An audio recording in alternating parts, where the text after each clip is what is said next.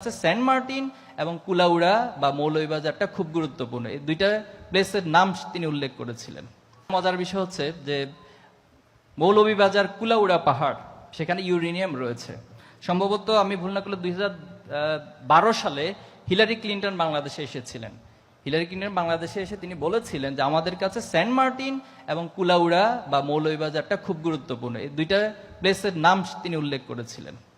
তাহলে দেখো, আমার দেশের যারা রাজনীতি করছেন, আমার দেশের যারা রাষ্ট্রকে পরিচালনা করছেন, তাদের মুখ থেকে কোনোদিন আমরা কুলাউড়া পাহাড়ের নাম শুনি না।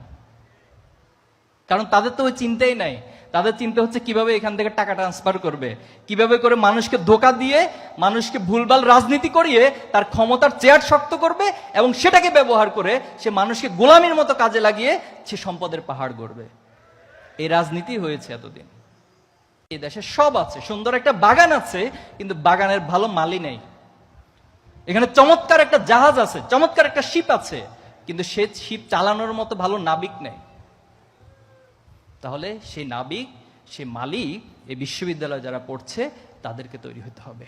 আমাদের প্রত্যেকটা রিসোর্স, প্রত্যেকটা সম্ভাবনাকে কিভাবে করে কাজে লাগানো যায় এই চিন্তা বিশ্ববিদ্যালয়ে বসে তোমাকে গবেষণা করতে হবে। কুলাউড়া পাহাড়ে যে ইউরেনিয়াম রয়েছে, সেই ইউরেনিয়ামকে কিভাবে তুমি বাংলাদেশের জন্য কাজে লাগাতে পারো, এখান থেকে বসে তোমাকে সেই গবেষণার ক্ষেত্র প্রস্তুত করে দিতে হবে। এটাই আমাদের দাবি সরকারের কাছে।